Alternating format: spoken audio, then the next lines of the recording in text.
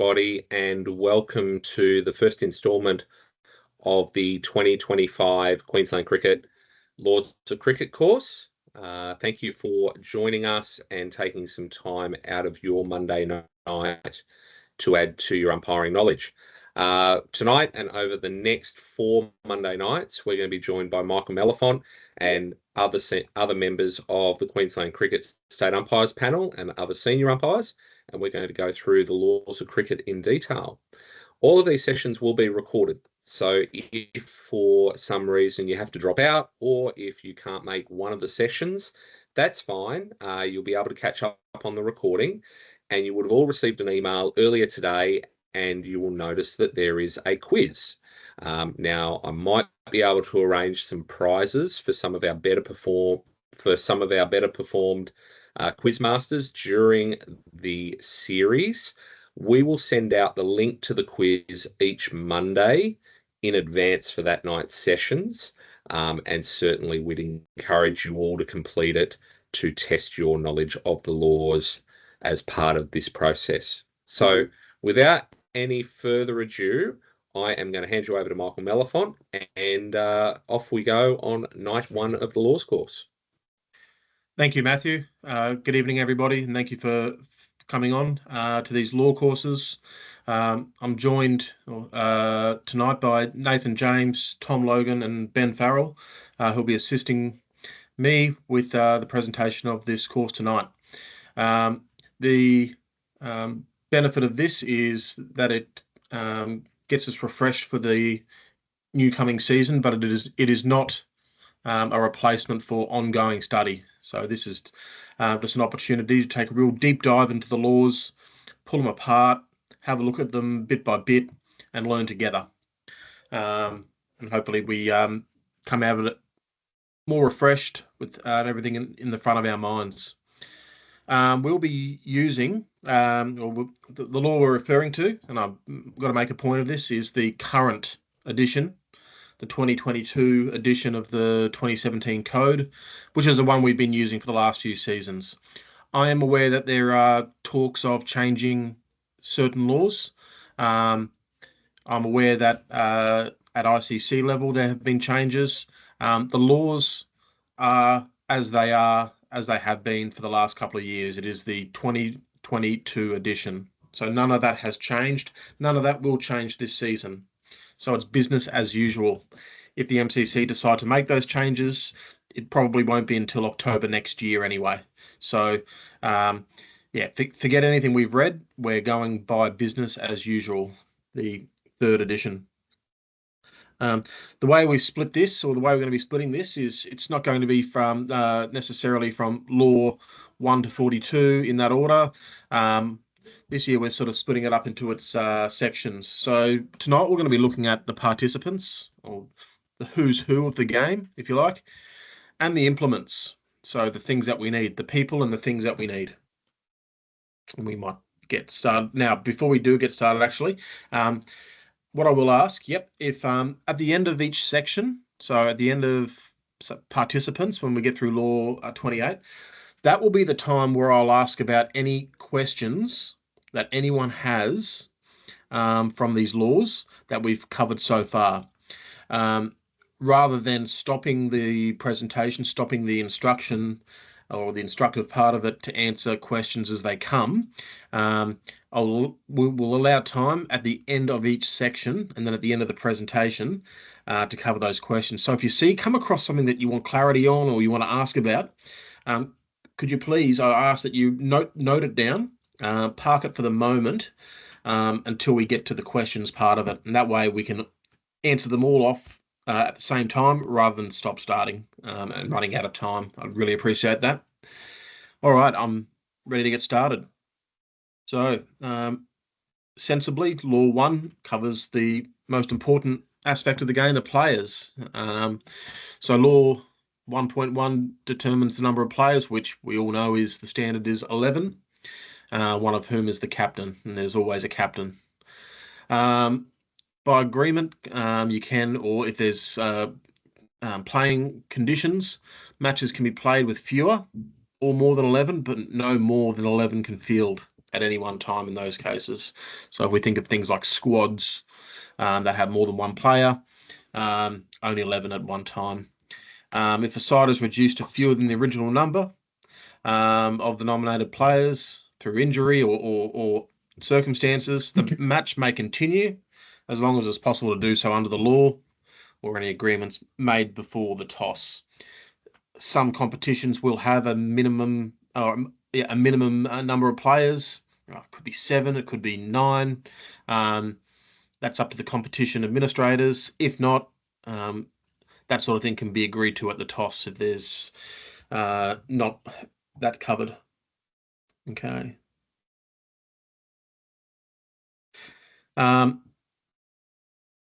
The nomination of players needs to happen and be handed to the officials, to the umpires, before the toss.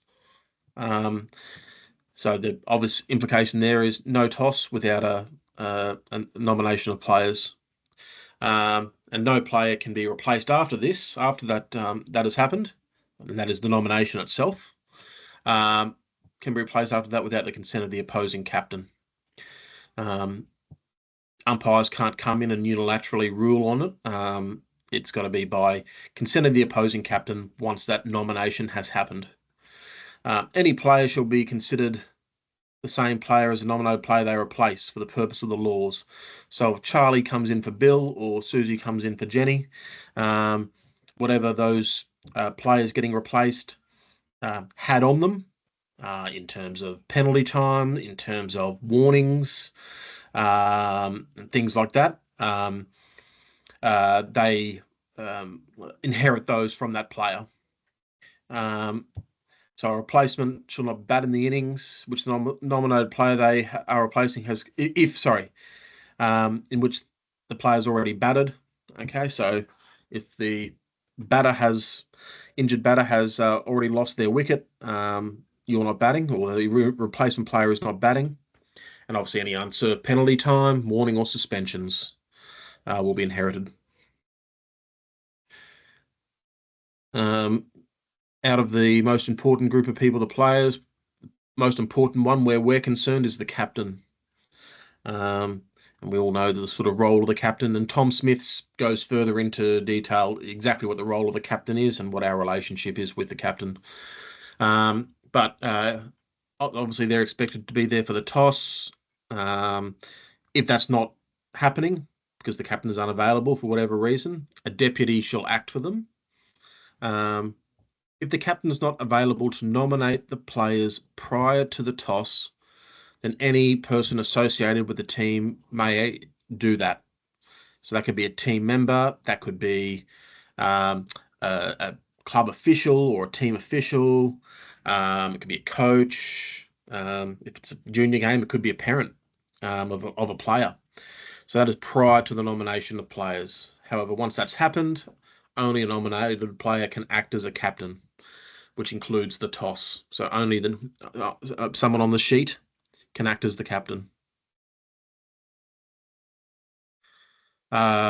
Big one here.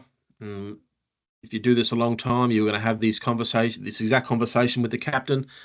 They are responsible at all times for ensuring play is conducted within the spirit of the cricket, as well as within the laws. And the preamble will be covered in a later session. That is their job, to make sure it happens. Okay. The next most important people, in my opinion, are the umpires. We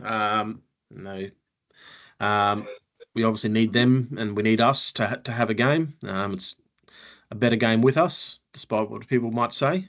Obviously, the appointment and attendance done by different competitions have different details about how that's done, but they are appointed to control the match with absolute impartiality.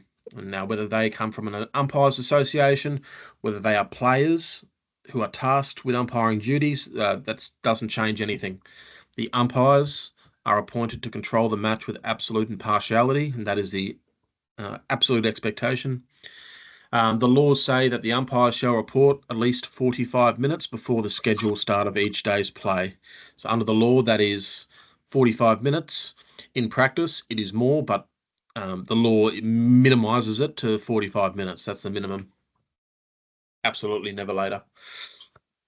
If an umpire has to be changed, that's due to exceptional circumstances like injury or illness.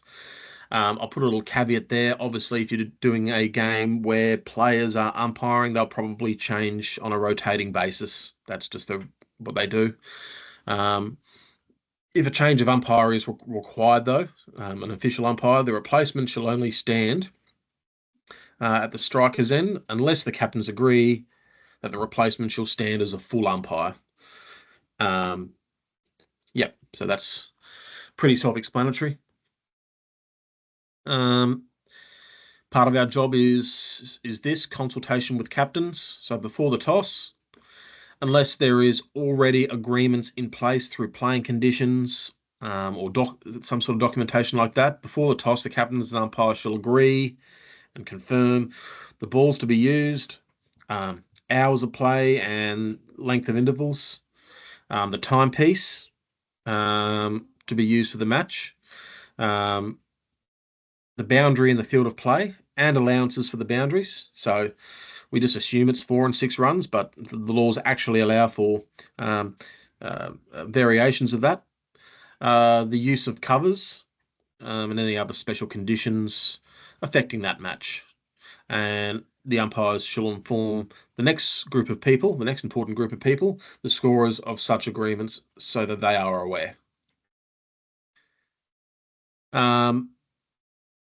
In terms of the talking about the implements now, so our responsibility when it comes to the playing service and the things we play on, the wickets, crease and boundaries, before the toss and during the match, the umpires shall ensure the creases are properly marked, the wickets are properly pitched, and the boundaries comply with Law 19 in terms of things like the marking of the boundary, restoring it, and determining the actual boundary of it before the toss and during the match. So prior to the toss is what's probably colloquially known as the handover, where the ground authority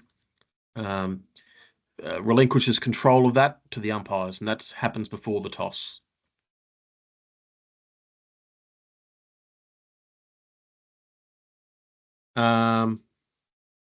Obviously, before the toss and during the match, the umpires will also ensure that the conduct of the match is obviously strictly within the laws. That is our job. That the ball is compliant with what the law says it should be, and we'll be covering that down in implements a bit later.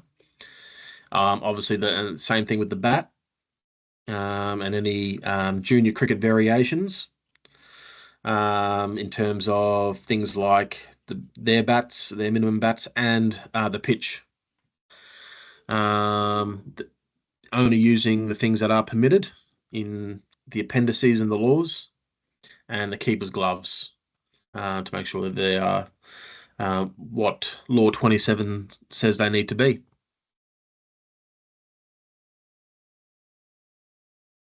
We are obviously the sole judges of fair and unfair play, always have been, always will be.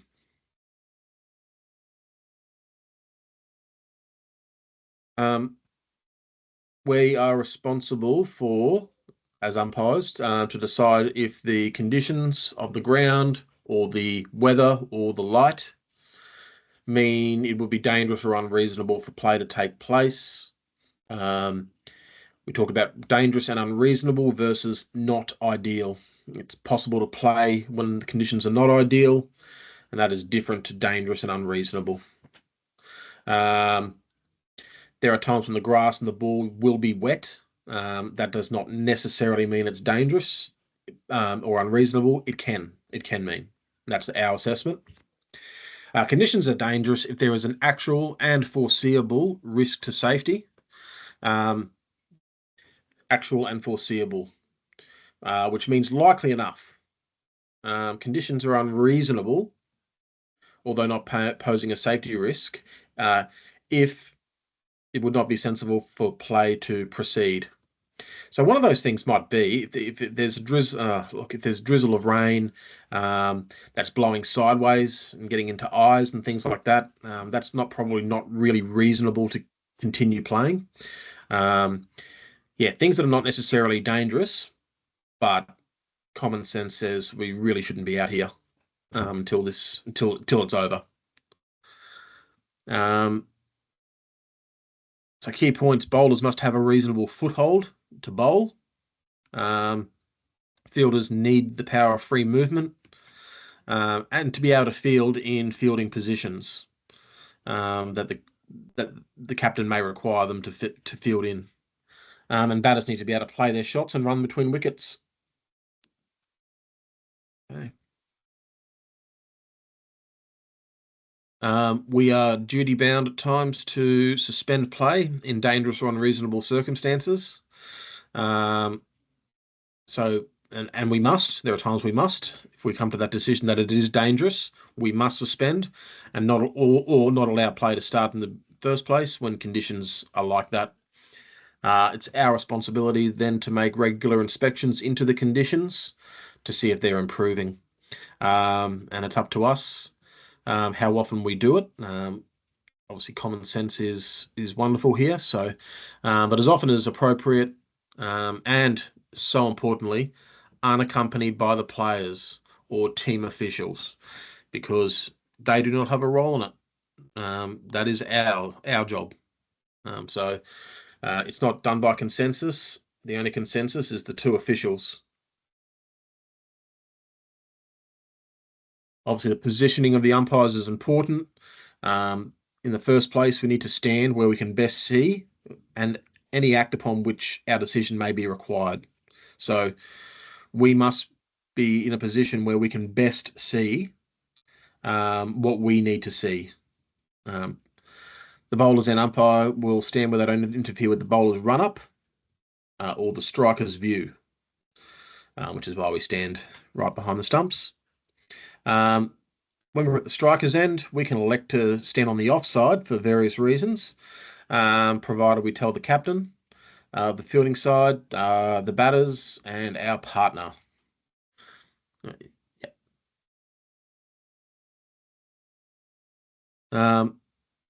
Obviously, we need to change ends if in a 2 innings game, where that happens when both sides have played an innings or batted an innings or had the opportunity to. Yeah, in the event of disagreement or dispute, the umpires together shall make the final decision. So that could be teams versus teams. Could even be in a case of umpire versus umpire. At some point together, we will make the final decision. We will agree and we'll make the final decision. Generally speaking, an umpire can alter a decision, any decision, provided that it's made promptly and does not contradict Law 20.6, which is basically saying we can't undeaden a dead ball or we can't resurrect a dead ball in the case of even if it's called dead accidentally. You cannot bring a ball that has been called dead or that has been made dead back to life by revoking a decision. Apart from all this, obviously the umpire's decision once made is final. Outside of that caveat. Yep, so for one of our most important pieces of communication are our signals. They're our most visible, and obviously we should all know them. Umpiring 101, we have to wait for a separate acknowledgement of each signal. If that's what happens, in the event of multiple signals, we should be doing those or making those signals in the order that they occurred, the order of the events they occurred. Yep.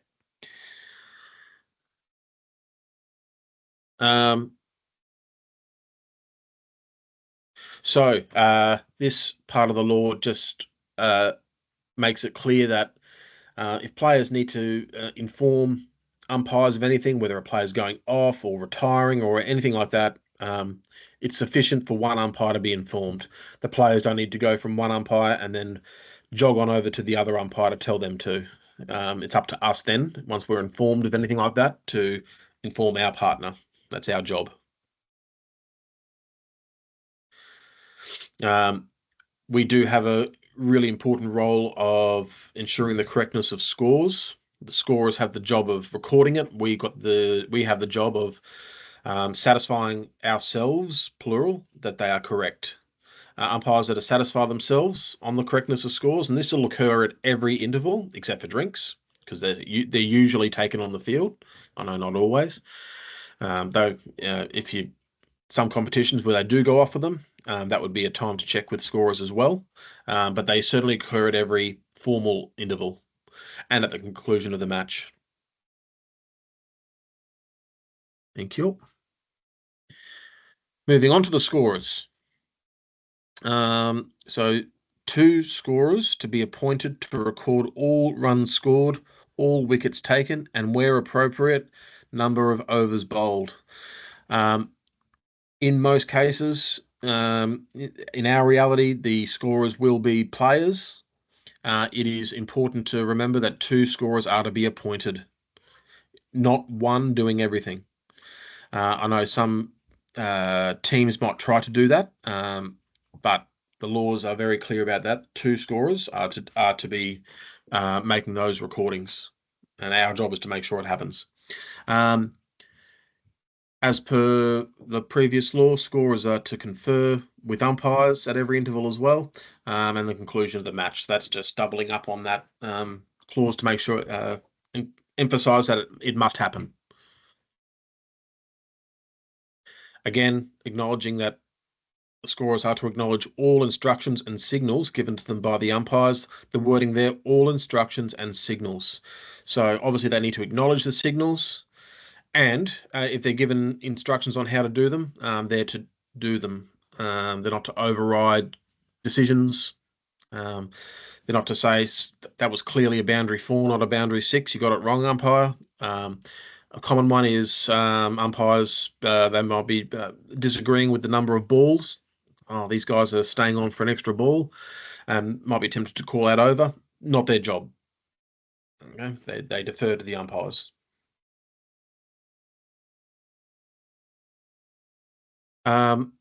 Okay, so I'm now going to hand over to Nathan, who's going to take us through the next part of the participants, and this is about the fielders and substitutes. Thank you, Nathan.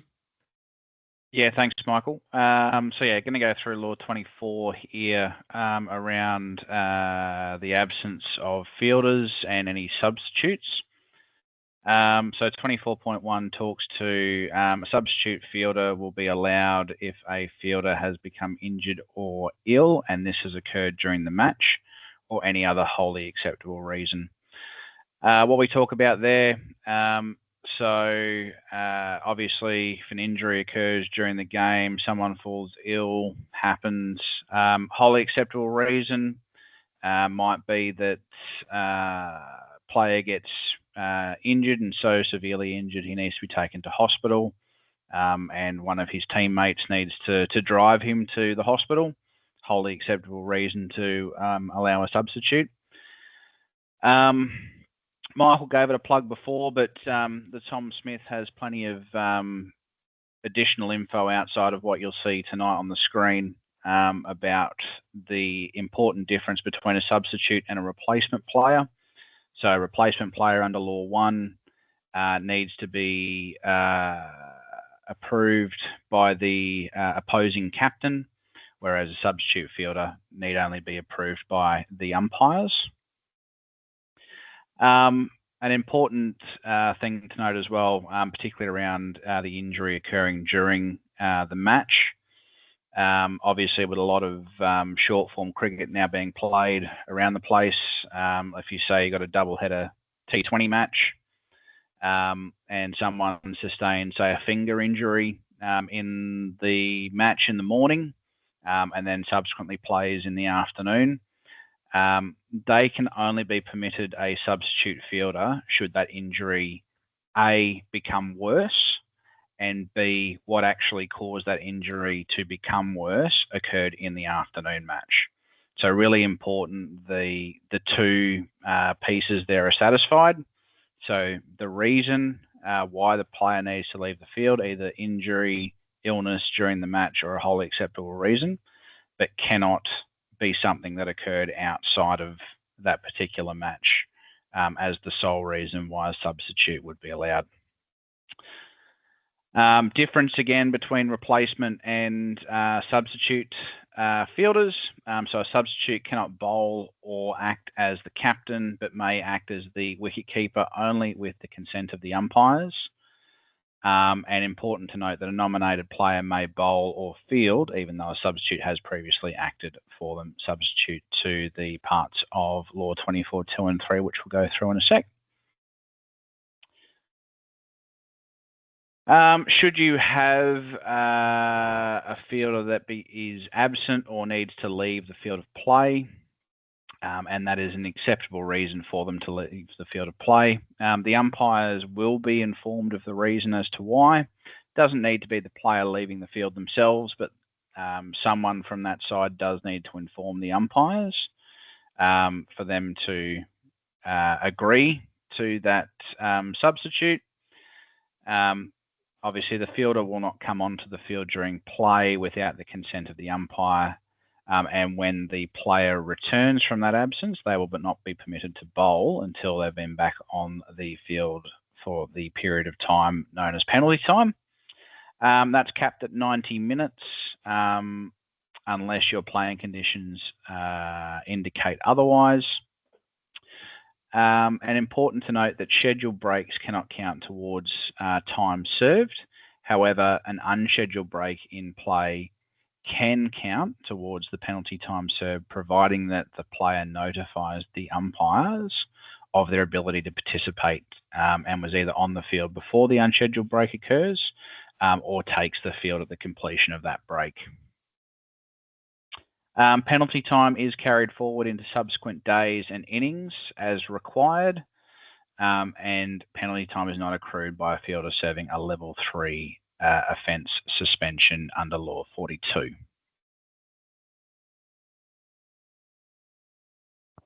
Uh, 24.3, so where penalty time is not incurred, and that is a scenario where a player has suffered an external blow during the match, or is absent or left the field for other wholly acceptable reasons that do not include illness or internal injury.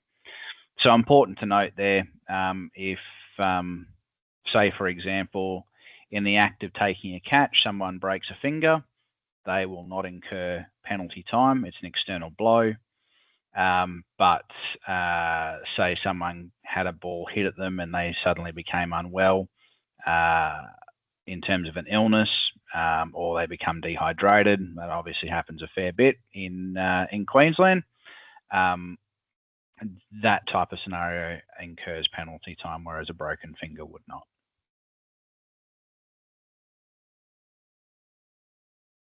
Hopefully doesn't happen to you, but like any good law, there's a reason, there's a process for contravention. So should a player return without the permission of the umpires and come into contact with the ball whilst it's in play, the ball is immediately dead, and the umpires will call and signal dead ball if required. If applicable, the umpires will signal a no ball or a wide. Award 5 penalty runs to the batting side. The runs completed by batters and the run in progress, if the batters have crossed, are to be scored. The ball does not count as one in the over, and a report goes through to the governing body of that competition.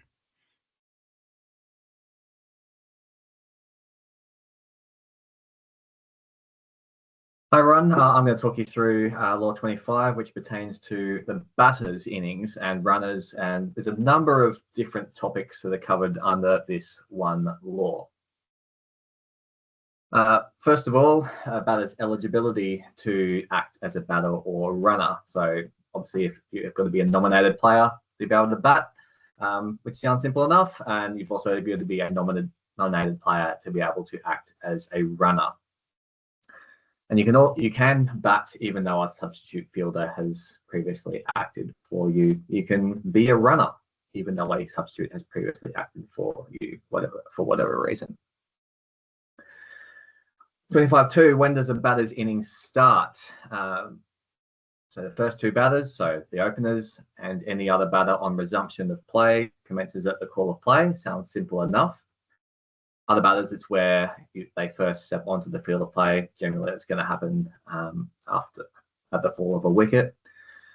You might have seen an example of this in the second test last week in the West Indies. You had an innings finished very late in the day. You had all 11 fielders, 2 umpires and 2 batters come onto the field. Then the umpires decided it was too dark for that innings to commence. I don't think they ever called play, so those 2 batters didn't commence their innings at that point. So their innings only commenced the next morning if they were the 2 batters who walked out at 11 o'clock or whatever time it was the next morning. So might seem one that's really inconsequential or something that only scorers care about. There's an instance where that actually matters. So just be aware of that. Moving on to 25-3, restriction on batter commencing innings. And this is an extension of what Nathan was talking about under Law 24 before when we're talking about penalty time. So generally speaking, a player is only going to accrue penalty time while their team is fielding. However, they might start serving that penalty time during that fielding innings, but they can continue to serve that time during the batting innings. So Nathan talked about how that penalty time is accrued, and then they must not commence their innings unless they have served that penalty time or their side has lost 5 wickets. Really important to note the language there. If they've lost 4 wickets and then a batter retires hurt, they can't then come in at number 7. That team has not lost 5 wickets. So just be careful about our language there, only until they've lost 5 wickets. And then unserved penalty time that remains at the end of a team's batting innings is carried forward to the next and subsequent innings of the match. So in that instance, if they've come into bat at the fall of the 5th wicket and they've still got penalty time to serve, that gets carried forward to the next innings. Batter retiring. So the batter may retire in their innings at any point when the ball is dead. The umpires have been notified of the reason for that retirement. Again, similar to what Nathan talked about in 24, we want to know the reason why players are going on and off. Why that matters in this case: are they retiring hurt? Are they unwell? Is there some unavoidable cause? That then allows them, if the umpires are satisfied with those things, the batter will then be entitled to resume their innings at the fall of a wicket or the retirement of another batter. If they don't resume that innings by the time the rest of their teammates are bowled out and they're not well enough for whatever reason to come back, they get recorded as not out in the scorebook. If they retire for any other reason, they're only entitled to resume the innings at the fall of a wicket or other retirement with the consent of the opposing captain.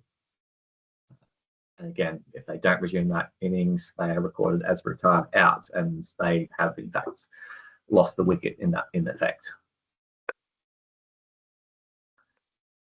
Runners. Now, bearing in mind, we're talking about what laws of cricket here. Your playing conditions may talk about other restrictions on when runners aren't allowed, but in the absence of any such restriction, here's what we need to know.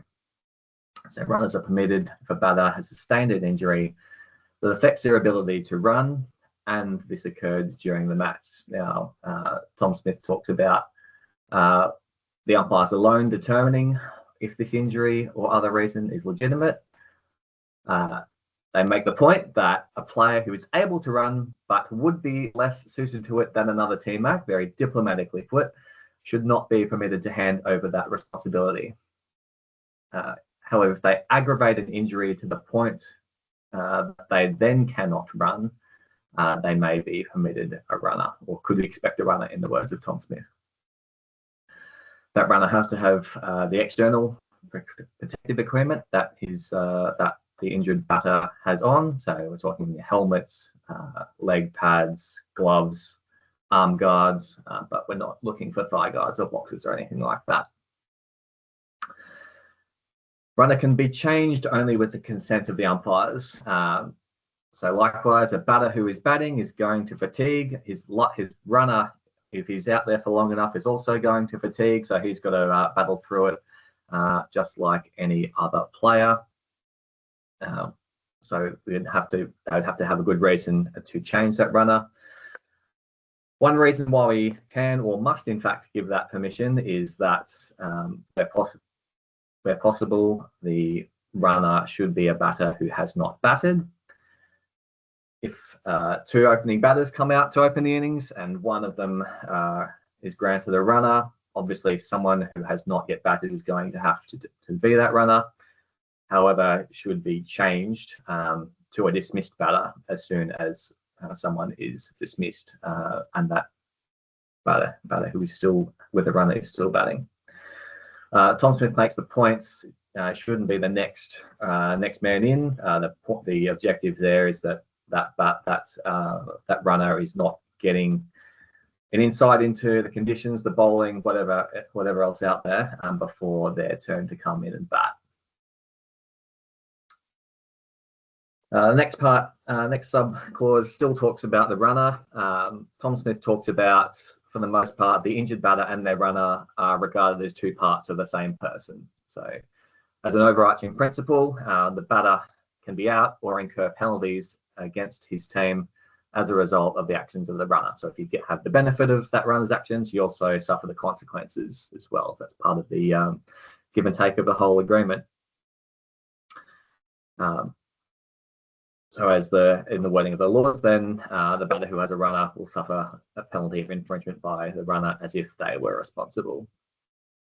In particular, if they are out obstructing the field or run out.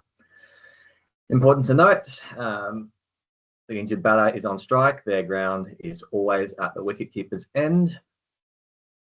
If the injured batter is in his or her ground, but the runner is out of the ground at the wicketkeeper's end, they're still liable to be run out. If the injured striker is run out, we disallow. So that's the injured striker, keynote there.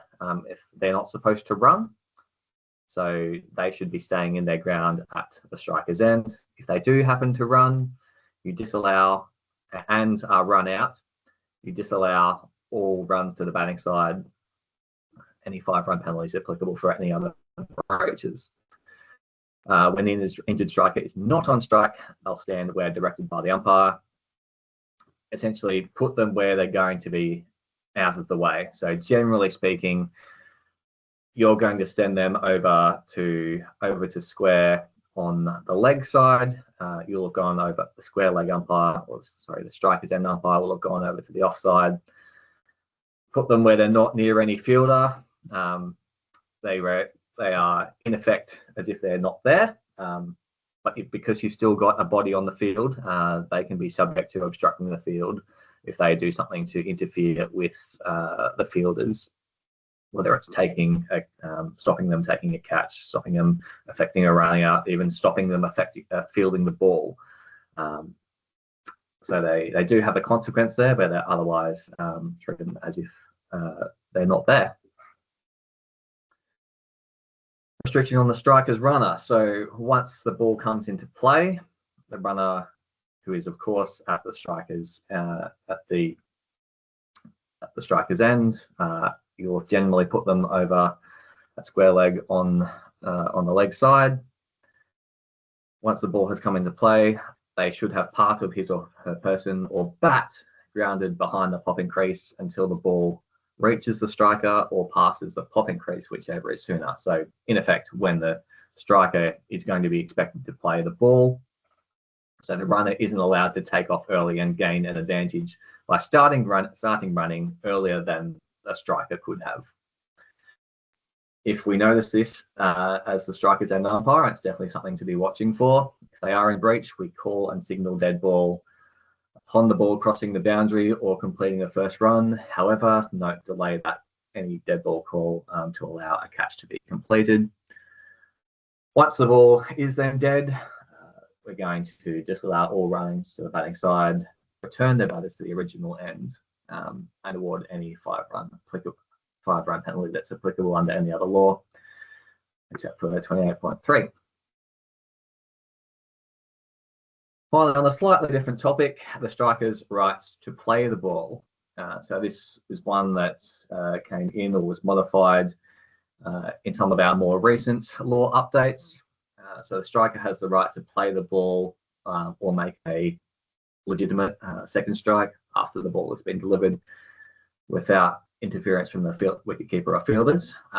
However, that's limited by only allowing them to do so if some part of their bat or person, grounded or raised, is within the pitch as defined by Law 6. Should they not do this while the striker is playing the ball, the umpire will immediately call and signal dead ball. You might have a no ball call for some reason there because the ball has left the pitch. That's generally why the batter will have left the pitch. You'll call no ball where applicable and signal dead ball. Reason for that, Tom Smith talks about it being dangerous to have the batter attempt to play the ball in the vicinity of fielders. Some part of the body must be or not overhanging the pitch.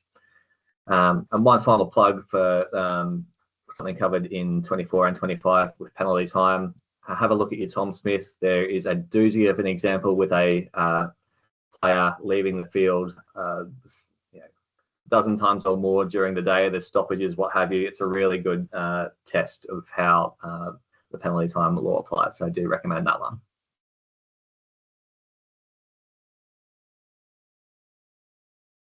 Thank you, Tom. I'll be covering this one.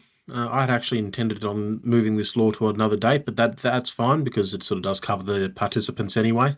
So this is the law that governs practicing on the field and the rest of the square. So the pitch, the square, and the outfield. So 26.1 says that there'll be no practice on the pitch at any time on any day of the match at all on the actual pitch itself. And no practice on the square unless approved by the umpires. So it is possible for players to warm up on the square if approved by the umpires, provided, and this will be covered a bit later, that it's not immediately adjacent to the pitch itself. And we'll talk more about that when it gets down, further down. So practice on the outfield, which is something that's obviously done. It is permitted outside of match times, which includes the intervals, unless the umpire believes it's going to cause deterioration to the ground or to the condition of the outfield. So if you believe that's the case, you can not permit it. During the match times, again, it is permitted if only the fielders on the field are engaged in such practice. In other words, not coaches coming on and getting them to warm up or anything like that. And no other ball than the match ball being used during. So if this is during a match time, so you can't bring a dozen other balls on to practice whatever you're practicing on the outfield. Only one ball should be on the ground at those times, and that is the match ball. The bowlers are permitted a trial run-up, provided it will not waste time or damage the wicket. Very self-explanatory. Now, the penalties, if players breach any of those, whether they practice on the pitch or they practice on the square without permission or they contravene anything to do with the outfield practice, first time, it is a warning. It says warn the player, where you're actually warning the captain on that player's behalf that practice is not permitted, and that if there's any further instances of it happening in the match by any player on that same side, it'll be a 5 penalty run and a report to the governing body. That should end the conversation, hopefully. I'm now going to pass on to Ben Farrell. Ben's on. He's going to cover the next two laws, which are related, the wicketkeeper as a special fielder and the fielder in general. Thank you, Ben. Good evening, members. Thanks, Mickey, Nath, and Tony, doing a great job. So we're moving on to Law 27, wicket keeper. As Michael just alluded to, a special fielder, and a fielder nonetheless, but a special fielder if by way of action they basically comply with certain laws, and if they do things in our judgment, they forfeit the right basically to comply with any number of things, which we'll talk about and hopefully give a couple of examples shortly. The gloves, I can only think of one instance, probably 20 or 30 years ago, where the ICC cracked it at a keeper that didn't have taut webbing between their fingers. I would find that highly unusual at sort of club or community level cricket, but just be aware of that. There's an appendix that talks to this exact thing. So position of wicket keeper, it can be directly behind the wicket, and it can be slightly to the off or leg side if they so desire to stand that side.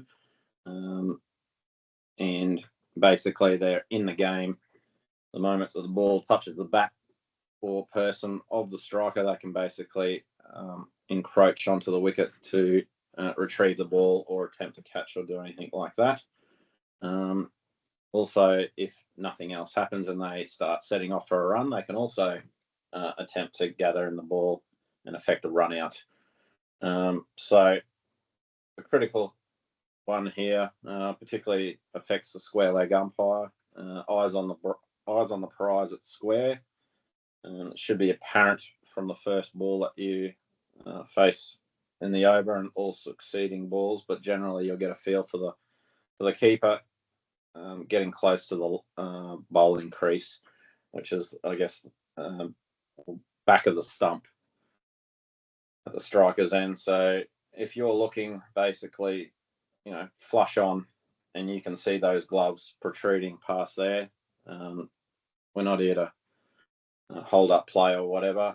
It's a no ball at the first infringement. They're basically intending to gain an advantage at that point. It's illegal for the keeper's gloves or any part of their person, raised or sitting on the ground there, to be past that line. So basically ping them. And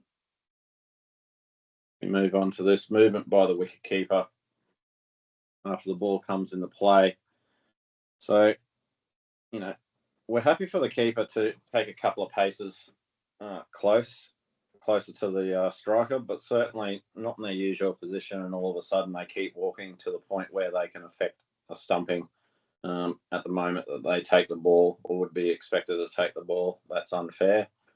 Again, either umpire can call and signal and should signal dead ball, and then there are penalty provisions that apply for that. So they're going to wear 5 of the best. I've not really seen that happen. However, I have seen, particularly in limited overs cricket, they want to ask the question, good luck to them, sir, can I put my keeper back on the boundary for the free hit? Absolutely not. And secondly, if they're up to the stumps, can I go back onto the circle? Also no. Now, it's further complicated under the laws by the fact that the keeper is also expected to be in a position where they take the ball for a catch. If by way of action, as I said earlier, they're all of a sudden standing on the boundary with their full protective gear on, no one in their right mind is going to regard that as a wicket keeper. They actually forfeit. Well, they're entitled to wear the gear, but if the ball comes in contact with the glove or the external protective wear, or equipment, it's actually illegal fielding. So that's why we need to be conscious of where the keeper is, what they're doing, where they're standing, and also that doesn't stop them from what is colloquially referred to as intelligent fielding, no different to a slipper. If the striker starts shaping for a particular shot, they can certainly move around in reference to that stroke play and try and effect a catch. It's perfectly legal, and it's not considered a significant movement. It's simply a reaction to what has already been contemplated by the batter, so I'm happy with that. Now, happy to move to the next slide there. Wicketkeeper restriction on actions or wicketkeeper. All right, so follow on from, I guess, what Tommy was alluding to. If the wicketkeeper interferes with the stroke play of the striker, should be a dead ball, and you'll actually replay that delivery under the laws. And page 253 of Tom Smith's actually talks about this exact scenario. If it's willful, so a deliberate distraction or obstruction of the striker, there are penalty provisions that apply. So if they're deliberately getting in the way or doing something else that they shouldn't be doing, they can reasonably look forward to penalty runs as well. I haven't seen it take place, but just be conscious of that. And obviously a follow on to Tommy's, it's a flip side. Strikers absolutely entitled to guard their wicket and things like that. You may have seen in the most recent World Test Championship final, and I just happened to be there on the day that this happened. It definitely gave me a bit of a moment, but I think when you slow down the replay and see exactly what was actually transpiring, whether it's 0.3 of a second or, for several seconds, once the ball comes to rest in the protective gear, nothing that happens from a fielder or a wicketkeeper to affect a catch is relevant. The ball's dead, but equally, the striker can't interfere with a catch as well. So it was a case of, was it dead at that moment for being lodged, or was the ball still in play, and could the keeper have affected a catch? I personally think probably by the skin of their teeth they got it right, but certainly when a lot of things are on the line, these are the laws that I guess both umpires we need to be both watching. In circumstances like that, I would expect a little bit of teamwork, consultation. Michael, what did you see? Tommy, what do you think? And then we come to an agreed conclusion as to what laws apply and the right outcome, hopefully. If in doubt, I certainly wouldn't be marching a striker based on the gut feeling and the emotion of the moment. We want a clear infringement that leads to a dismissal. So just be careful how you administer those behaviours and actions under the law.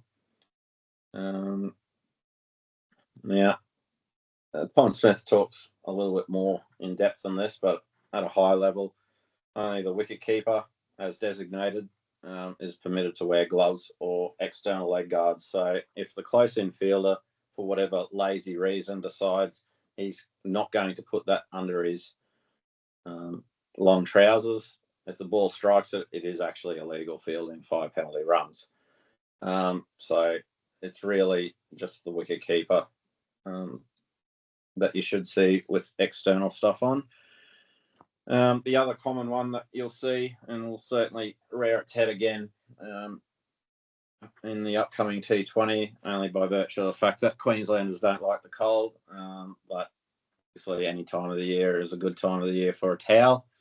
If people are a little bit too eager, pulling the towel out to field an incoming throw and things like that, again, dead ball it.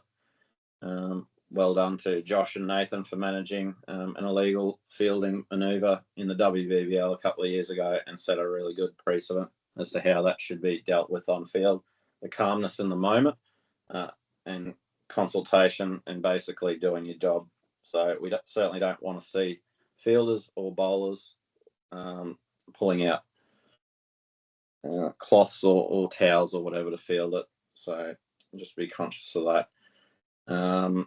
Any accidental dropping of garments, be it a hat, towel, or whatnot, is not going to constitute illegal fielding. However, a keeper that deliberately discards a glove, that is illegal fielding. The mere fact, and it does talk about this, the mere fact that it's dropped off accidentally or for whatever reasons it's come apart and is on the ground, that of itself is not going to give rise to illegal fielding or anything like that. It's the action of discarding it. That's the deliberate act.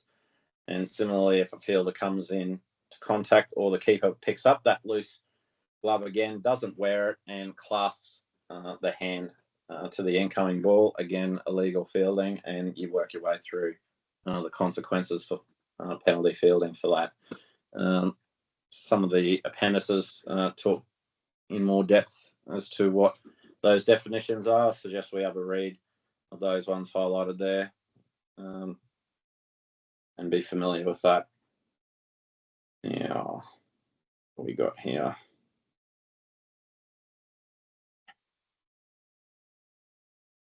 And Law 28, the fielder. All right, so at the moment that we detect illegal fielding, firstly, I'd almost say 99% of cases we're going to be having we're going to have a dead ball and consultation moment to make sure that what I've seen is the same as what Nathan or Michael has seen.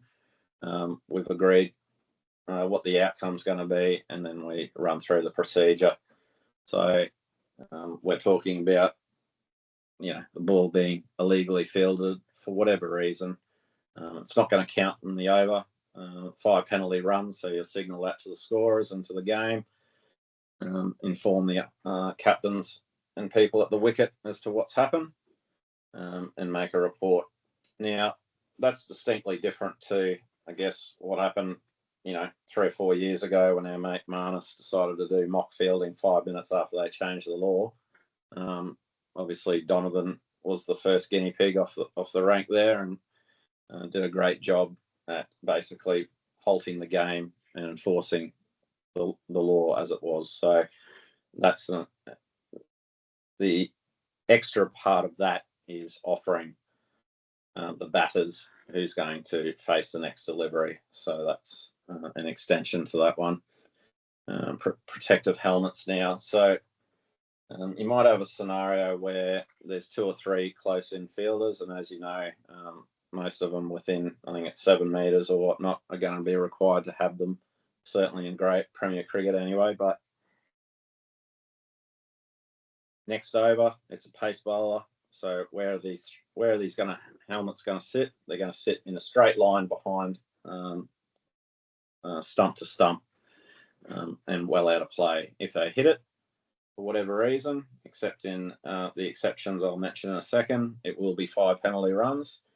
So if, for example, a batter offers no shot and is not taking evasive action, the ball strikes the helmet, they will not get 5 penalty runs in that scenario.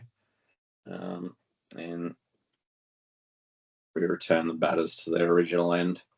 Certainly other extras can certainly apply in those scenarios, but the most common one will either be the ball coming through to the keeper, fumble, hit the helmet, or if it comes in from the outfield, certainly all runs completed plus the one that they're crossing, they will count in addition to any no ball wide extras plus the penalty runs. So it can be quite an expensive day out for the team in that scenario. Limitation of onside fielders. So importantly, when a keeper decides to set foot behind the wicket on the leg side, he or she is not considered one of those onside fielders. So they're absolutely entitled to do that. So what we want to see then is all fielders, and you may have noticed in the Ashes a couple of years ago, we had a scenario where we had about 4 people. It was actually 3. It was probably closer to 5, actually. A very leg side based field, as legal as possible. We had forward short leg, forward square leg, deep forward square leg. We had a leg gully and a fine leg, going very close to obviously infringing on that scenario on that side of the wicket. They're allowed to have all 9 fielders on that side, but only 2 are allowed to be behind square leg, whether that's in the air or grounded behind the front operating edge of the return crease. So yeah, they need to be basically well in front, and we certainly don't want arms out there overlapping that line. Otherwise, they'll be getting pinged as well. They're obviously pushing the limits at that point, so it's not a question of intent or So I didn't mean to do it. They know exactly what they're doing. Just do your job. They don't need to be that close. So the other one is make sure, as a proactive piece of umpiring, you go to the offside. It should be pretty apparent to everyone at the ground what you're looking at, but that'll give you a wonderful view of all the fielders right on that square leg area. It won't be any need for you to be looking backwards and forwards all the time. You'll have a clear vision. Fielders not to encroach on the pitch. Okay, so again, close in fielders, if they're right up against there and they're trying to get maximum leverage with their arms and it's overhanging the pitch, that's encroachment. You don't have to physically be standing on the cut stuff, but obviously if you do that as well, you go on for encroachment. It should be a no ball, and the bowlers and umpire should be vigilant in monitoring that, particularly at, I guess, pivotal moments in the game where they're trying to take wickets, gain whatever advantage they can. Well, that's okay, but there are laws around how you do that. So enforce that, please. Movement by any fielder other than wicket here. But so obviously deceptive movement or significant movements by the fielders, they're entitled to walk in. They're not entitled to walk back or away from the striker. Certainly no running laterally or anything like that in such a way. For example, you're at square leg and there's only one bloke behind square, and all of a sudden deep forward square is moved after the ball's come into play. It starts running around behind square leg. Dead ball it. You might want to come together with your partner to report what you've noted and seen. And certainly Nathan and Stevie D had no hesitation a couple of years in a first grade final. They pinged University of Queensland for significant movement, and it later came out that they were actually friendly warned. You don't have to warn anybody for that kind of behaviour. You can just do it. But as a proactive thing, sometimes we might say you're getting close to doing something you shouldn't be. I suggest you sort of watch your movement. There are other protocols you might see at the higher levels of cricket, WBBL, BBL, etc., like that. That's written into their regulations, and certainly how those panel umpires are asked to enforce that. Leave that alone. But at our level, we certainly do not want to encourage any movement because it's unfair, and it will result in 5 penalty runs. Okay, what do we got next? All right. Thank you, Benny, for taking us through those two laws. We're now at the end of our first section, which section 1, which is the participants. What we'll do now is just take an opportunity now, if people have had questions that they've been sitting on, now be the time to do that either by raising a hand or typing it into the chat. I do note we have one question from Dave regarding the runner. And Dave, I see you ask, does any law actually stop the striker, the runner and the non-striker all running for a run at the same time and all successfully making their respective ground? I'll answer the first part of that. The law 25 does stop that, in that the injured striker is not allowed to be running, is not supposed to be running. The whole idea of them having a runner is that they can't run. If they do then run, it was covered in Law 25. Once the run is completed or the ball has crossed the boundary, in that circumstance, it'll be a dead ball, all runs disallowed, and 5 penalty runs to the fielding side. To the fielding side. And when you say successfully making their ground, in the case of the injured striker, anything outside of their batting crease, their batting area, there is no safe ground. They are never safe when they're at the non-striker's end, if they're the injured batter. So I hope that's answered the question. 2 behind leg that Benny talked about before. If they try and take the mickey out of you wide, the captain will agree to let the square leg umpire move to the offside. The captains don't agree. They're only ever informed if we're moving to the offside. They're not asked, in a sense. They're told. So the umpire has absolutely the right to move to square leg. Law 2 says that umpires position themselves in a position where they can best act in their role and make the decisions they need to. If you need to go to stand at point instead of square leg for that reason, you're going. Captain can cop it and worry about his field. Law 1, the players. Does this mean captains can agree to alter a player nominated on their team list? They can, with permission from the opposition captain after that point in time. So once they've done it, once it's nominated, Anthony, any changes have to be okayed by the opposition captain. The umpires don't come into it there. Naveen asks, do we need to get player names on paper in Play HQ? Oh, look, the laws don't really specify the platform. They just say that they need to be nominated. So if that's done electronically on a platform like Play HQ, that's fine. If it's the old paper lists, that's fine as well. Things like replacement players, or if you're talking about like slashed players in Premier Cricket, that's a playing condition, nothing to do with the law. It just talks about nominating the players. So that is need to be done in writing, electronically, or on paper. Michael Roberts asks, is there any guide to use for bad light or light meter? That depends on the competition. Some of those higher competitions, or not even higher ones, different competitions might allow the use of light meter.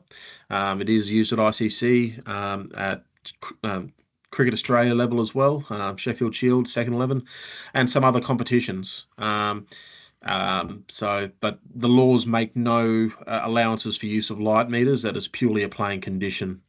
The laws also don't give a guide for use of bad light.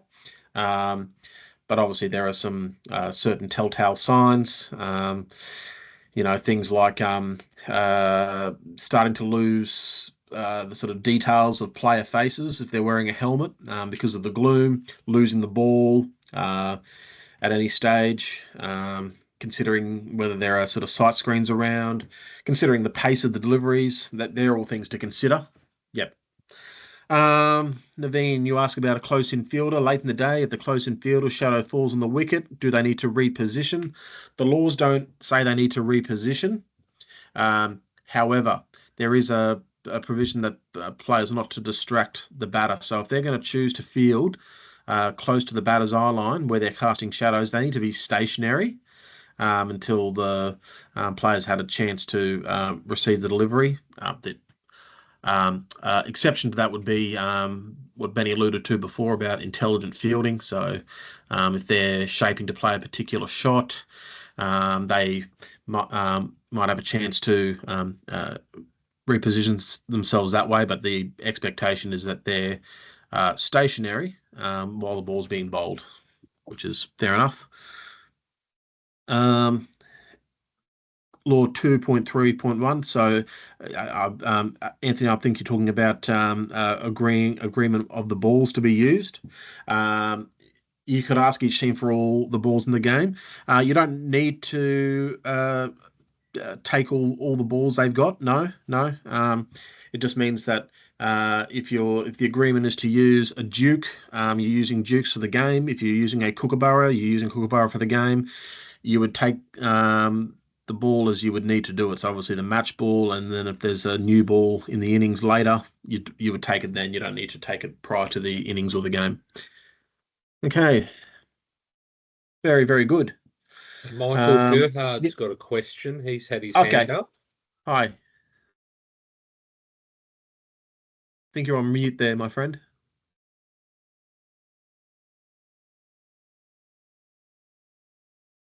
You got me now? I do, yeah. Yeah, so just two questions on Law 25. You're talking about that the batters coming out, but play was never called due to light, and so the innings resumed the next morning. Technically speaking, they never started their innings, so you could send out two new batters the next morning. Is that what you're saying? 100% you could, yep. In that example, you absolutely could send out two new batters if you wanted to. Different to say if it was a dismissal, a late dismissal, and on walks the new batter, and then lights called.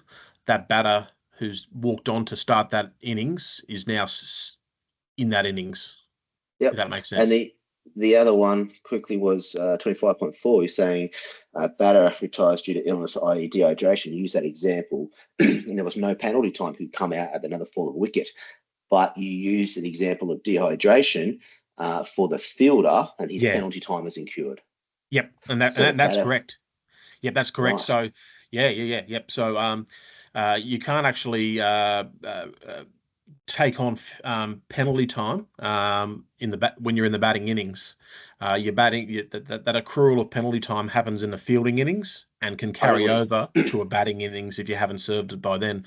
But yes, you can go off ill, dehydrated, whatever, while you're at the crease, and you can come back. You can retire hurt and then come back subsequent to a fall of wicket down the track and resume. And there's no penalty time there. But yes, for the fielder there is. Yeah. Okay, that's the one to clarify. It's different for the batter and the fielder. Thank you. Yeah. No problems.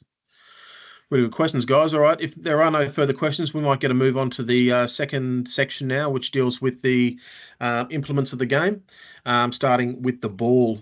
So Law 4 governs the ball and the laws around that. This under the laws is the minimum weight and size of a new ball. And so, obviously gives it there in the two measurements, or the two units of measurement. So they're the minimums and the maximums, and you're going to have variance in between that. Yep. So approval and control of the ball. Yeah, so it says all balls, and this is a question we had before. I think Anthony's question before. All balls should be in possession of the umpires before the toss and shall remain under their control throughout the match. Look, what that basically means is that the umpires have access to them, and that the agreed upon balls will be the ones used. You can ask them to hand over all the balls, and you can keep them somewhere under our control. What actually just ends up happening, though, is that they'll just bring the ball out to us as needed, and we'll inspect it and make sure it's as agreed. So that's the practical element of it. But yeah, that wording is there just to make it clear that the umpires can be in charge of the balls physically at all times. We must, however, take possession of the ball in use when there's a fall of wicket during an interval, any interval, including drinks or any interruption in play. Another practice there is if you're calling dead ball to consult with your partner, you would take the ball there as well. So it's not out there for all to use. So that's that. New ball. Unless otherwise agreed, either captain can demand a new ball at the start of each innings. And usually the fielding captain will want a new ball at the start of each innings. They may not. They might want to bring out an older ball.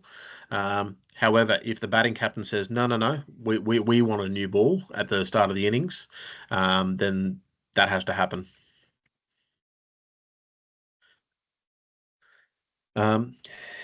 In multi-day games, or the long-form game, the fielding captain can get a new ball when the number of overs bowled with the current ball is equal to or greater than 80 overs.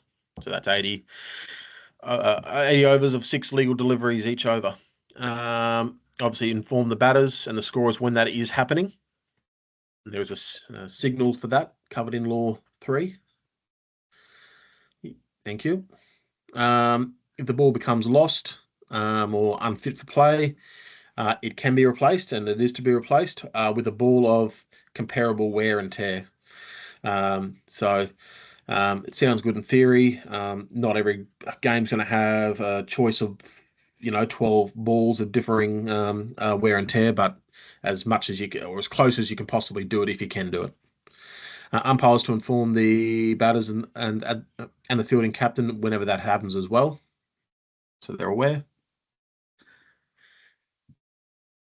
So that all those provisions about the size of the ball applies to men's cricket and junior cricket from 14s up, according to the laws.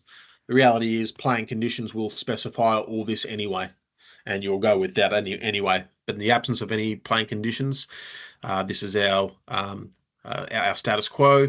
So women's cricket, they've got smaller, lighter size balls, and that's outlined there. I think most ones we use are 142 grams, so as long as they're more than 140 and less than 151. And juniors there, yep. Okay, moving on now to the bat. I got this one, Michael. You got the other one, Tommy. Thank you, mate. Thank you. Yeah, and everyone, we're talking about the bat now. First of all, consists of a handle and a blade, of course. Nice and easy part. And then the second part of 5.1 refers you to Appendix B, which is quite long and complicated, but we're not going to go through all the detail of it. It talks about there being types A, B, C, and D bats. The relevance of that, your playing conditions in any given competition might say you're only allowed to use whichever type of bat it might be. There's very slight variations as to what those bats can consist of. But I think best refer to that when you're talking about which bat you're allowed to use in any given competition. 5.2, the handle is principally made of cane and or wood. The upper portion may be covered by a grip, of course, as we almost always see. That can be glued and bound. So this is one of the details in the appendix. It can be glued or bound. Materials in the handle are mentioned as well. It talks about, for instance, 1/10 of a handle is types A and B bat. 1/5 of a handle is type C and D. So that's an example of the type of detail that this really goes into, which we don't have quite the time to cover. So refer to whichever is relevant for the competitions that you're umpiring in.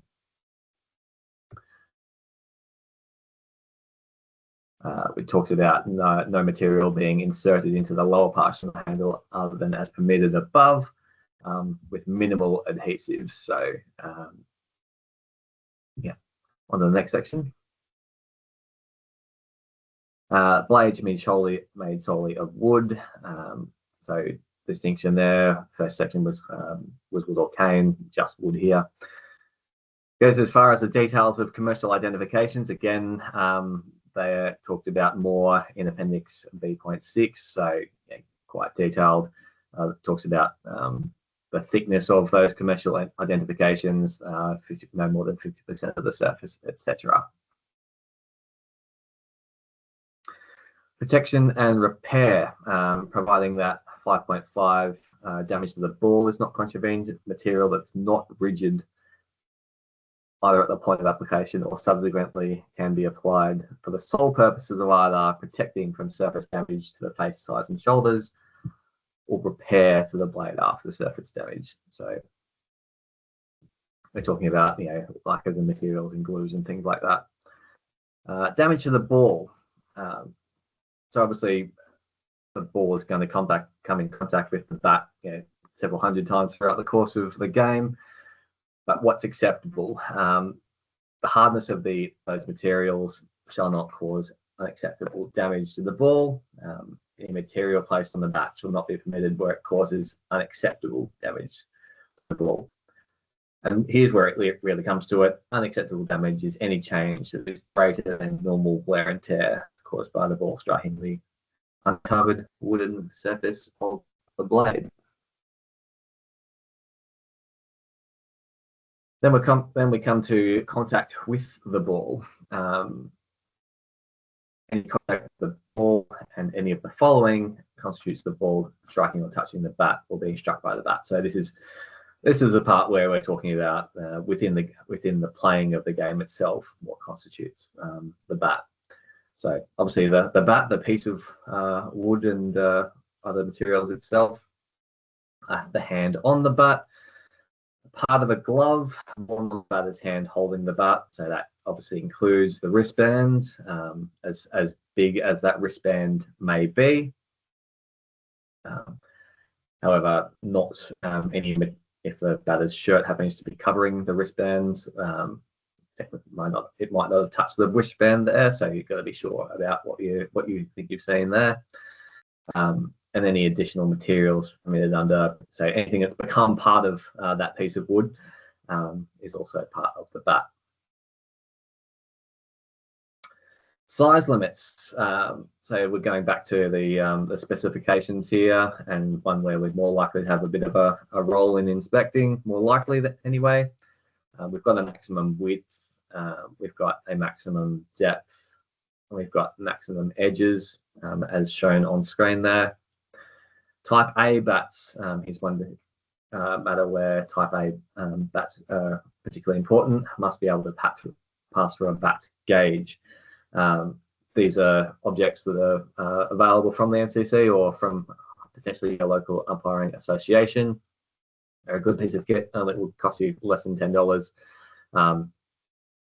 Yeah, you're not likely to be pulling it out all the time, but if a bat looks a little thicker than you're used to seeing, well within your rights to ask the batter to provide it to you, and essentially you slide the bat through the gauge, and if it obviously doesn't fit, then the bat's non-compliant, and you would then be directing the batter to use something else. Categories of bat. Here's where the laws talk about the application of A, B, and C, other than you potentially your playing conditions. Type A, any use of cricket, and as said here, B, C, and D only at or below levels. Australia might have specifications there, Queensland Cricket or your various local associations. Thanks, Tom. So we'll move on now to the pitch and the area of the pitch. So we all know it as 22 yards in meters. Obviously, that's 20.12.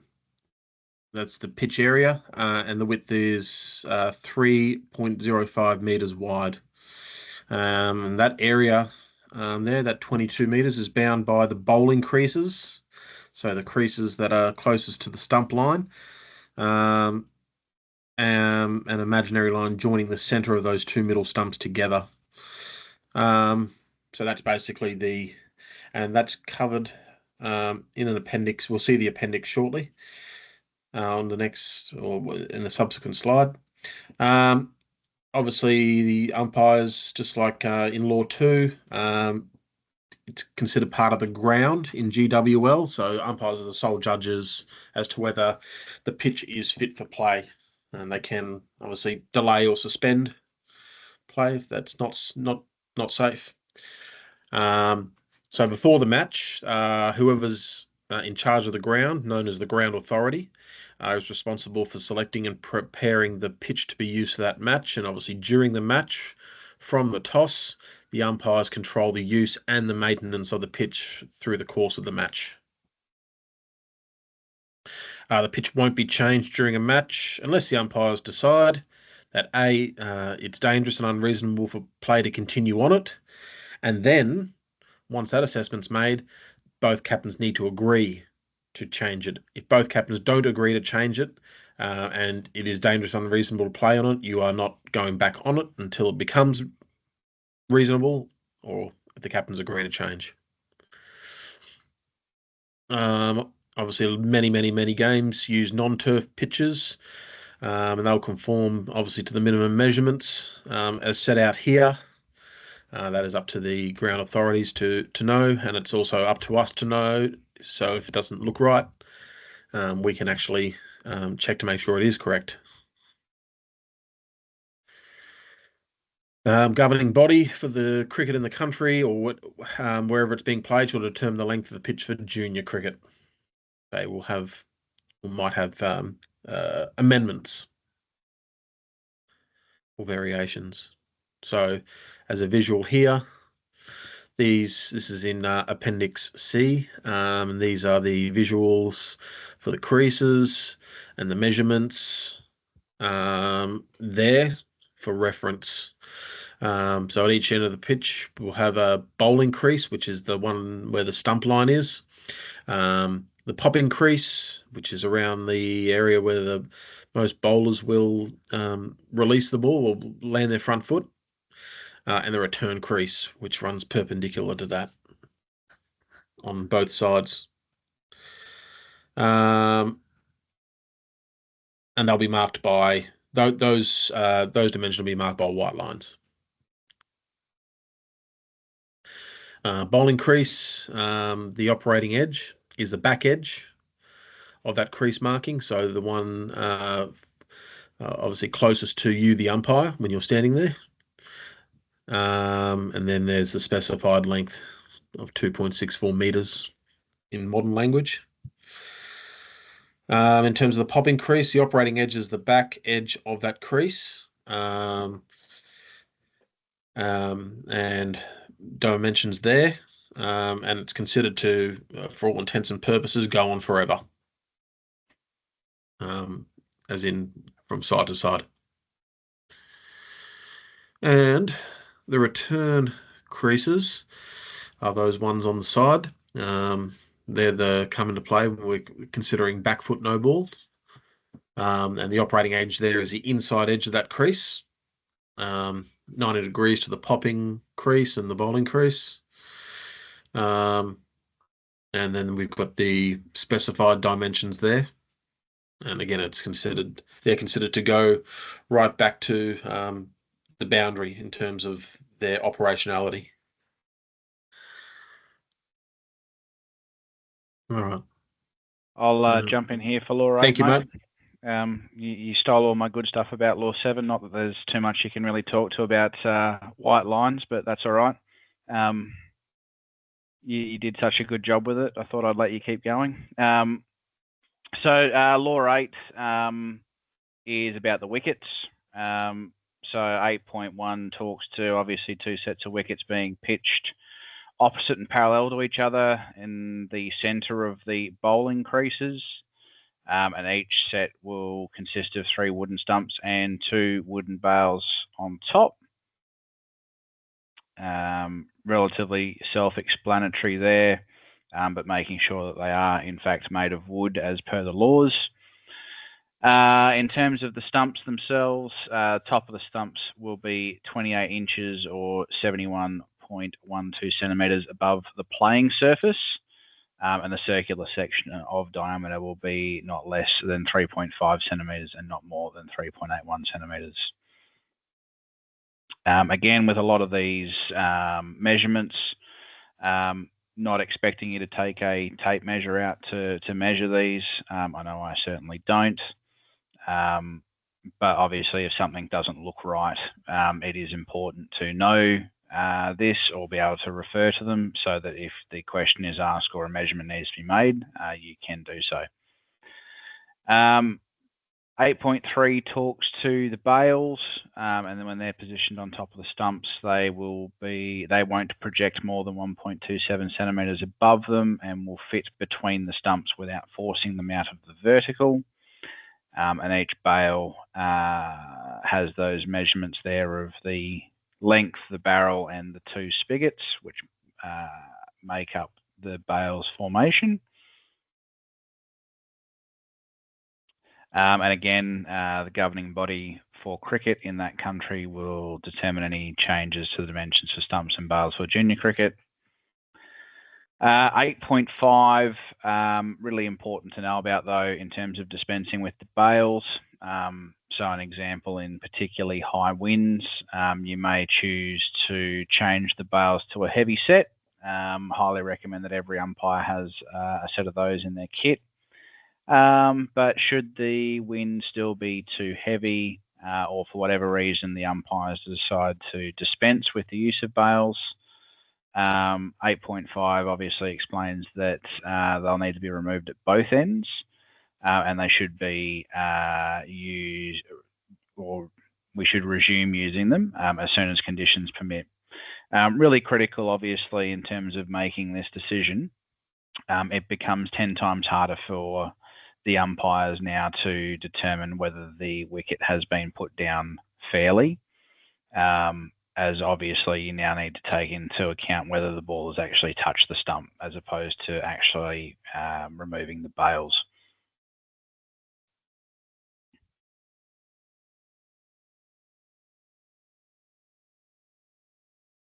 All right. So moving on now to Law 9, which deals with preparation and maintenance of the playing area.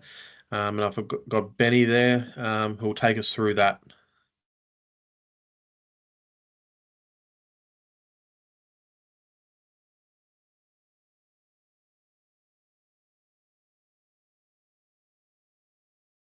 And you're on mute, mate.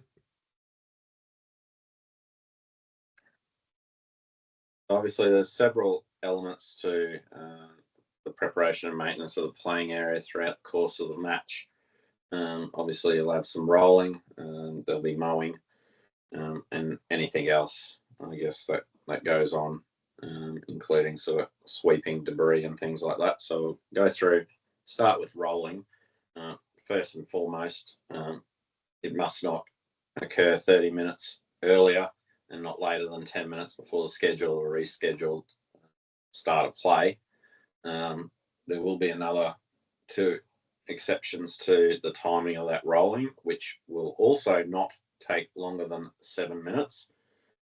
Firstly, if there's a downpour for whatever reason after the toss, it's going to take an incredible number of ironic things for you to have a toss inclement weather happen and then the start of play not actually occur. So in that scenario, the batting captain can actually request another round of rolling.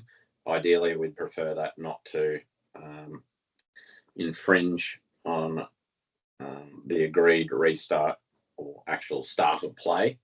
And it'll also be under the jurisdiction of both umpires as to whether that's even necessary. But generally, if that downpour happened for 2 or 3 hours after you've had a toss, you can guarantee it. They'll want the pitch rolled again. I would be allowing that every day of the week and not getting into fights about 7 minutes of rolling. So that's where that is. What I would expect as part of our preparation, which we'll probably talk to at different stages throughout the season, as well as understanding who your stakeholders are pre-match. So go and find the ground authority, make yourself known, get on side with particularly the head groundsman and the team, work with them. If you've got more than one person there, to understand is there sawdust around, where the rollers are they available on days 1 and 2 if a multi-day game, or are they going to be out of there at 10 o'clock on the dot, never to be seen again? Understand how you can get access to them if you need access to it, and other things like covers and stuff like that to protect the wicket. And, you might want to stomp her because, as we'll talk to in a second, damage to the foothold area and maintenance of all that. If you want to minimise delays and stuffing around, and it's not too many umpires that want to be there at 6:40 p.m. for whatever reason. So let's try and get all that stuff organised pre-match when you've got the time to do it. Talking to your partner as well about organising all these things and having a clear plan with everything at your disposal will make for a much better game. So if we then move on to, after the rolling's done, what else can we do after a match is started? We can certainly clear debris from the pitch and sort of light sort of sweeping. And that will typically happen by the ground team if you're on a well-maintained and paid-for facility at intervals. They'll happily come out and sweep those areas for you, and it'll be like a brand new pitch. Good luck to you. But in the absence of that, certainly before the start of play, most groundies will clear all the rubbish off the playing surface, so that is going to make it easier to remark creases and things like that. we certainly don't want playing personnel wherever possible to be doing actions that actually cause damage to it, particularly if there are cracks and things like that around there, or anything that would further deteriorate the surface. And certainly we would prefer that to be done under the supervision of umpires, and certainly in accordance with our Premier Cricket regulations, which are pretty clear about home team doing that. Obviously, this is a laws of cricket night, but just be conscious of how that interacts with our regulations. Mowing, we certainly want that completed, certainly for the pitch. Shall be completed not later than 30 minutes before the time schedule for play, and the mowing of the outfield completed not later than 15 minutes before the time schedule for play to begin. And it can certainly happen on multi-days, back-to-back as well. So obviously Saturday or Sunday, it's going to be done anyway. But just have an understanding around that on daily games. Ordering the pitch, absolutely not on during or after the call of play. Remarking creases. Hopefully you're going to have the ability to see fresh lines out there. Again, if you're not that lucky, start understanding where you're going to stand after about 3 o'clock, particularly in Brisbane. It'd be unusual for too many umpires to be still standing at square leg, because you simply won't be able to see the line. And if you are, you're probably guessing. So try and manage that before the start of play. If you can get one more line remark, even at lunch before they go home, certainly encourage them to go out there and spray it if you can. Anything which takes away doubt for a stumping or a run out's got to be a good thing, and that'll also help our no balls in cases of limited overs fixtures and things like that. So we definitely want that remarked wherever possible. Maintenance of footholds, with the exception of yours truly and Tommy's attempt to get excavation works done on a wicket at AB Field a couple of years ago, met with a swift response from the ground team. Unless you got excavation equipment at the Gabba, and it's not going to happen. So you're just going to have to do your best with footholds. Sometimes they'll carve out a big chasm and it'll be a risk.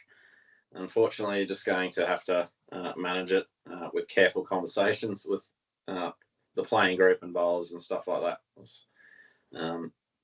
My only exception to that, I certainly would not be attempting to start cricket matches where it's quite clear that weather has played a part in destroying or preventing clear grip or freehold foothold when they land.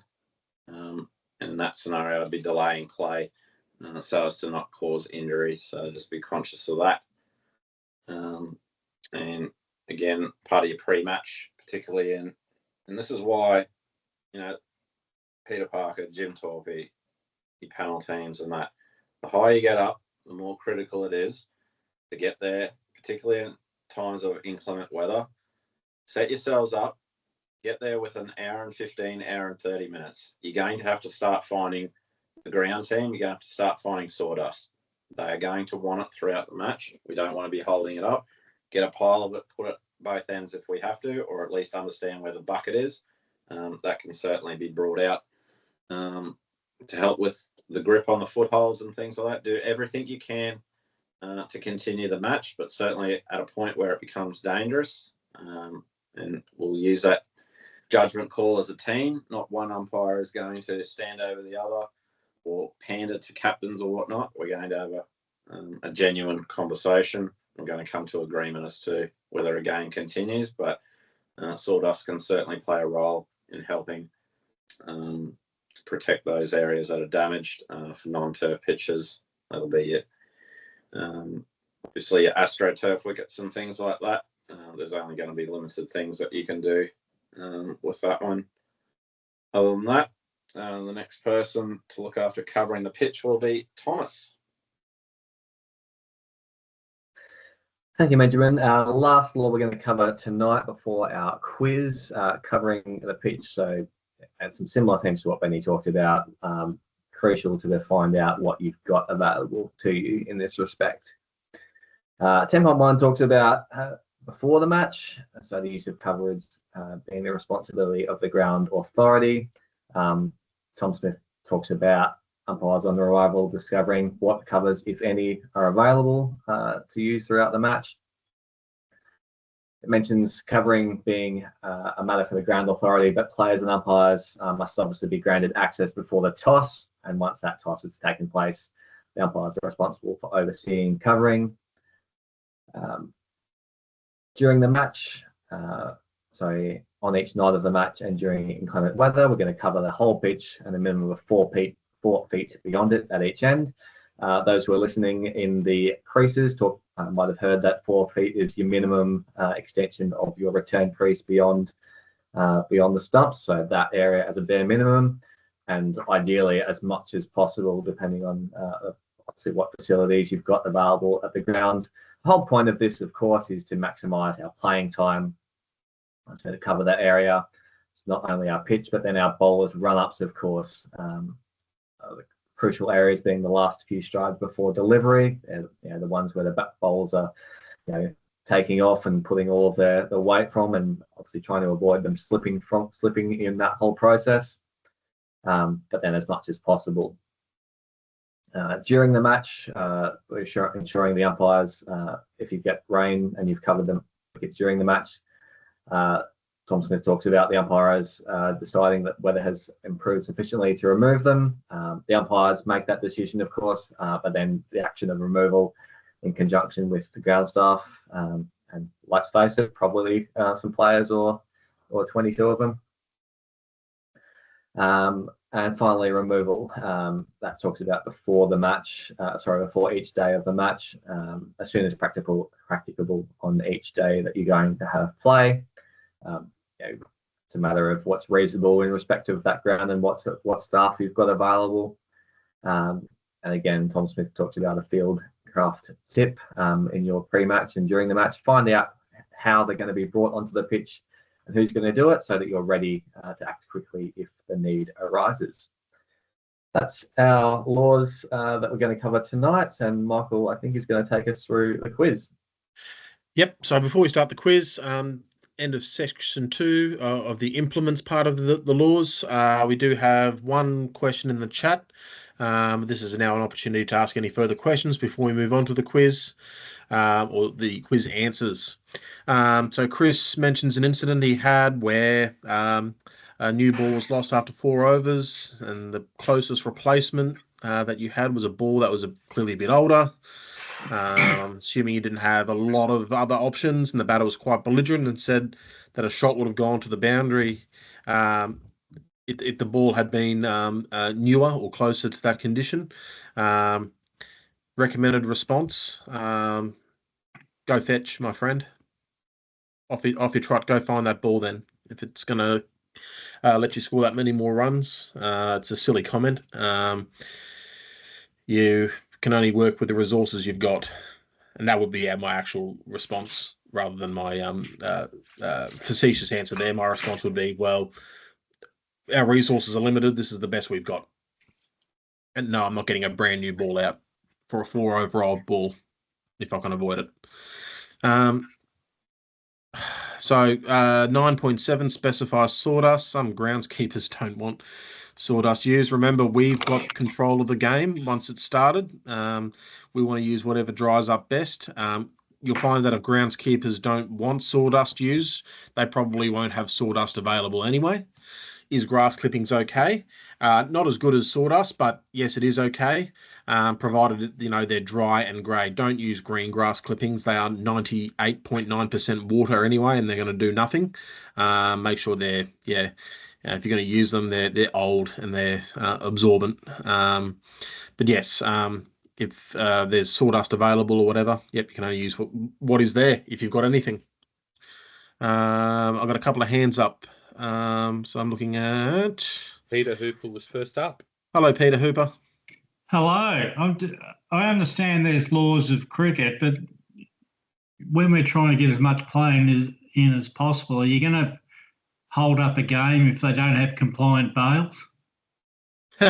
Mate, have we ever? Yeah. Look, well, there's got to be common sense applied as well. Well, mate, my answer to that is, if you've seen my kit, I've got a set of bails. I've got about 12 sets of bails. You don't need that many, by the way, but have a spare set yourself that are compliant, and then we avoid that. Yep. Oh, thank you. No problems. I've got a question from seeing who is Aaron. You've got your hand up, Mr. Devereaux. Yeah, hi Michael. How are you? Can you hear me okay? I can, mate. Yep. Cool, mate. Can we go back to when Ben was going through 28-2, fielding the ball with the wicket keeper, discarding a glove? Now, clearly, there are mainly two ways that they do that. They throw it on the ground, and we need to worry about the ball hitting the glove on the ground. He also mentioned about putting the glove under the arm and then taking the ball whilst the glove has been tucked under the arm. Can we go through what would be illegal about that if the ball doesn't come in contact with the glove, or I'll get you there on this one, Benny? Yeah, I didn't actually say that.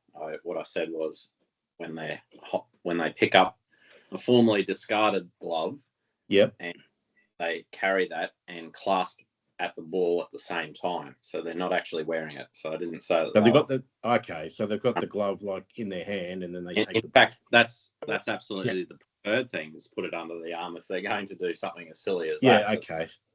Mitigate the opportunity for contact, but it happened in a game last season, and obviously remembering that the ball doesn't count is the other bit to tag on the end of that procedure as well. So, cool.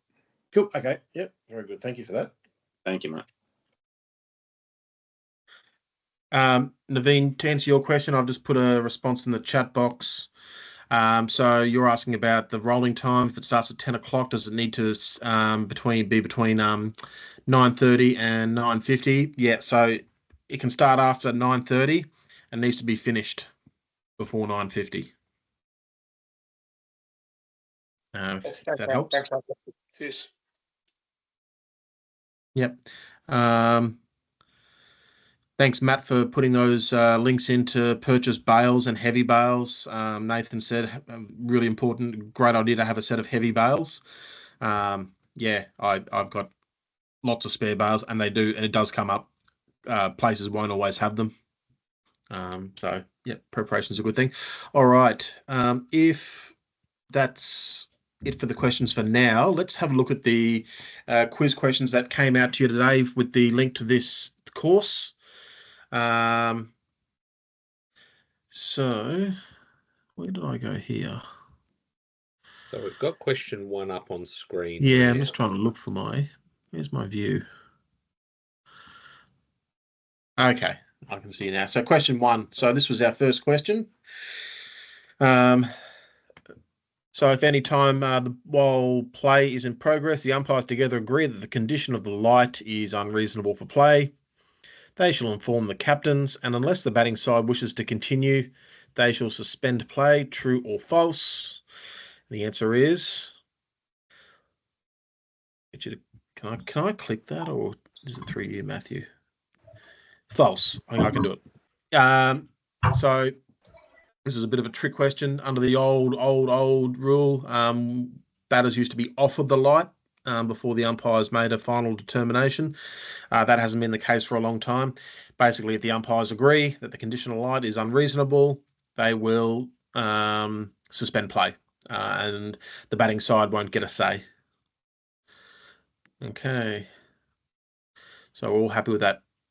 Question 2. The strikers and umpire may elect to stand on the offside instead of the onside of the pitch, provided they. I meant to say they. I took that from the law, sorry. Provided they inform the captain of the fielding side, the striker, and the other umpire of their intention to do so. True or false? And that is true. Question 3. The runner shall wear external and internal protective equivalent being the same to that worn by the batter for whom she runs. Bit of a mix of pronouns there. Well, we've got a bit of a mix here. So this got a few mixed responses, and it was to do with in reading the question. The answer is false. The runner shall wear all external protective equipment like pads, helmets, gloves, but there's no requirement to wear the internal protective equipment. So they don't need to wear a thigh pad or a groin protector or anything like that. So it's only the external that they do have to wear. So that was just a little spot in the question, internal and external. Okay, question 4. The striker has a runner. She hits the ball, and her runner, and the non-striker all run. So we've had this come up in a question this session.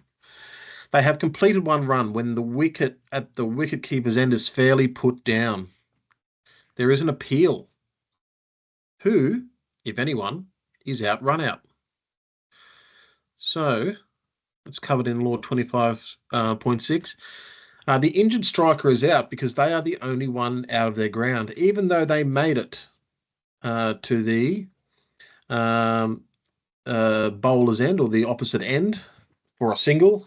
Their only safe ground is behind the popping crease at the striker's end. So that in this case they're out run out. The ball is not dead. So they're still liable to be run out. And even though the stumps were broken at the striker's end, they're still run out. So that is the answer there. When shall the umpires allow a substitute fielder? And basically the answer is when a fielder is injured or becomes ill during the match or for any other wholly acceptable reason. Question 6 about a fielding substitute, not a replacement, but substitute. So someone coming on for an injured fielder. Are they allowed to field in a close catching position? Are they allowed to act as the captain of the fielding side? Are they allowed to be the wicket keeper? Yes, they can field in a close catching position. No, they cannot act as the captain of the fielding side. They can be the wicket keeper with the consent of the umpires. So that is question 6. So they need to ask us. Question 7. In a game of more than 1 day's duration where a new ball can be taken after 80 overs, the captain of the fielding side takes a new ball after 82.3 overs. What is the earliest point that the next new ball can be taken? It needs to have bowled the equivalent of 80 full overs, another 80 full overs from the point of change, with part overs ignored. So at the start of the 164th over. Okay. When do the umpires control and use the use and maintenance of the pitch? During the match, any time after the toss until the conclusion of the match, whether play is in progress or not. So we often call that the handover. So that's some after the toss and till the end. Question 9, when is the wicket keeper allowed to take the ball in front of the striker's wicket without penalty? There are several instances where that can happen. When the ball touches the bat or person of the striker, or passes the wicket at the striker's end, or in the absence of any of that, the striker attempts a run. A new bowler is to come on at your end. In what circumstances can you, the umpire, permit him or her to have a trial run up? Provided you can give permission with the proviso that there's no waste of time or damage caused to the wicket. So thank you to those people who did partake in that quiz, and we're going to be doing that quiz or those quizzes before each laws course from here on in. I want to thank you all for joining tonight and for your participation in this. It's really, really important. I think it'll be really beneficial. Next week, we're going to be looking at one of the gameplay sections. So we're going to be looking at laws that deal with gameplay, and that's actually going to be divided into 2 sessions. So this session and next session, because it's quite voluminous. And that will be happening over the next 2 Mondays. And then there'll be a 4th session dealing with appeals and dismissals, etc. So I want to thank my colleagues who helped me tonight, Ben, Nathan and Tom, much appreciated for sharing your knowledge and expertise. Thank you to Matthew for all your organisational work. Thank you to the state coaches, state coach and premier coach for your guidance as well. And most of all, thank you to everybody for participating. I look forward to seeing you in further weeks. I'm happy to stay on the line now. If anyone's got any questions that you didn't get answered or you didn't think of, or you're conscious of time, I'm going to stick around for a bit till about 9 o'clock. Everybody else, this is now the session concluded officially. If you want to go back to your lives, you're welcome to do that. Obviously, you're welcome to stick around as well if you want to listen in on the questions. And thank you for all your good feedback. I do see a question from